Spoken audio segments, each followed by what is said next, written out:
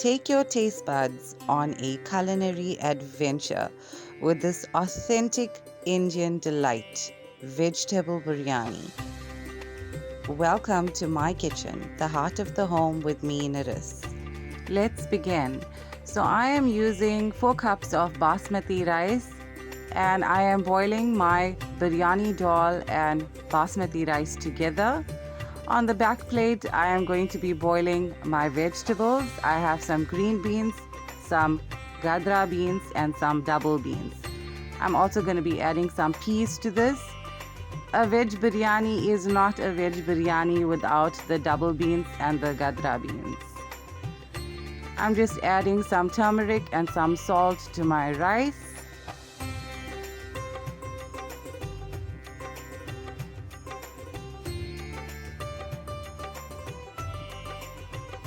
Once your rice has boiled halfway, remove and strain.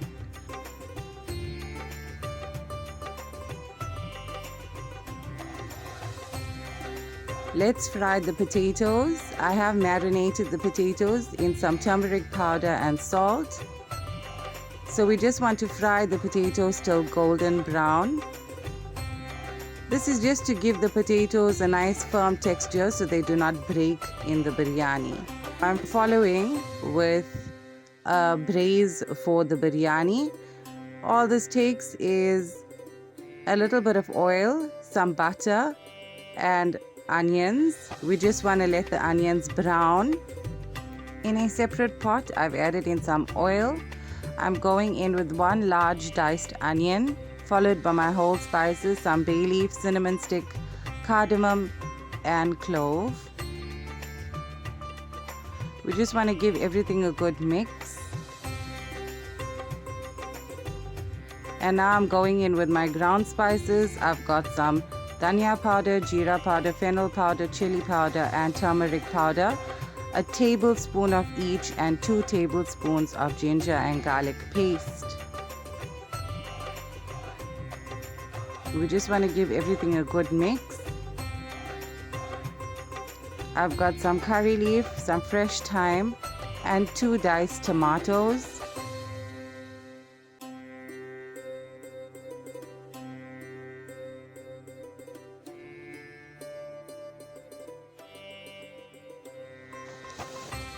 I'm going in with 2 curry spoons of masala.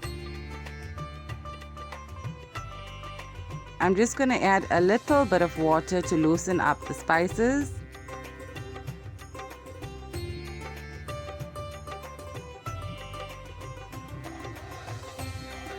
And we're just going to leave this for a few minutes for that oil separation before adding in the fried potatoes.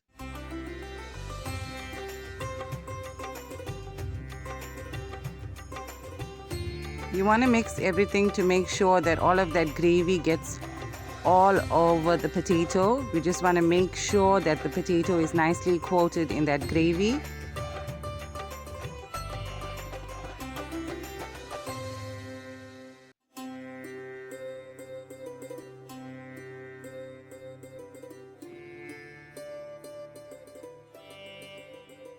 Some salt for taste.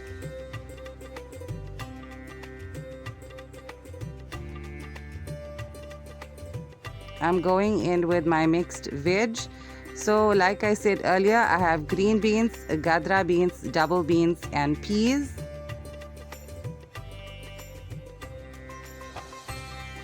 Gadhra is also known as borolotti beans. So we just want to give this a nice good mix, making sure that the vegetable is nicely mixed in that gravy.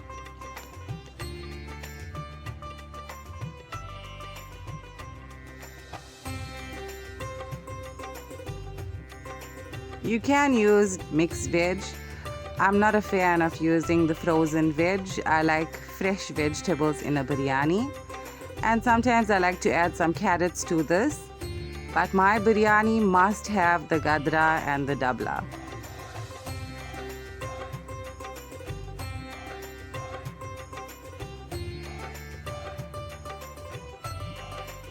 I'm going to start layering with the rice.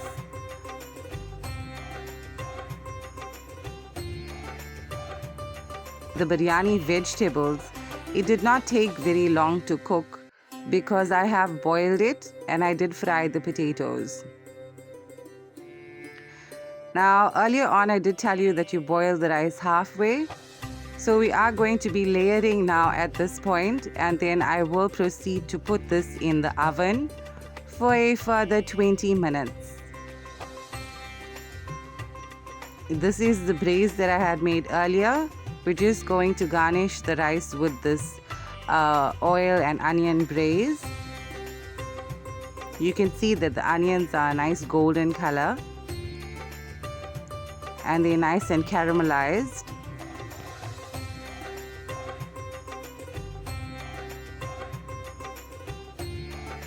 So I'm not using my AMC pot lid in the oven. I'm just going to change this pot lid. Don't judge me for wearing my pajamas and cooking, guys. Okay, so I'm just gonna let that cook for 20 minutes. And there you have it, guys. This is your vegetable biryani. Just make sure when you are bringing the curry to the top, you don't want to break the potatoes, so make sure you toss this around gently so as not to break the potatoes.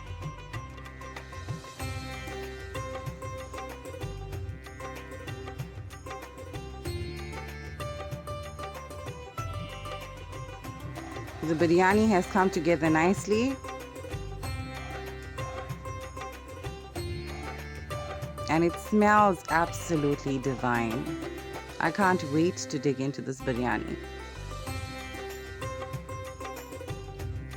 And there you have it, your vegetable biryani. An authentic Indian delight. And this is how I serve my vegetable biryani with some dhall and beetroot salad.